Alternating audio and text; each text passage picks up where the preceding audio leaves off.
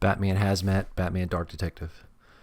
I used the lower torso and legs from the Batman Hazmat, and the top portion of the torso, arms, and jacket from the Batman Dark Detective on the left. The head sculpt you're about to see is from the Joker's Artist Series, the Heath Ledger one.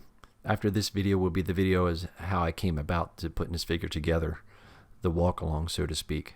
Thanks for watching, and I appreciate anybody that watches the channel or supports the channel.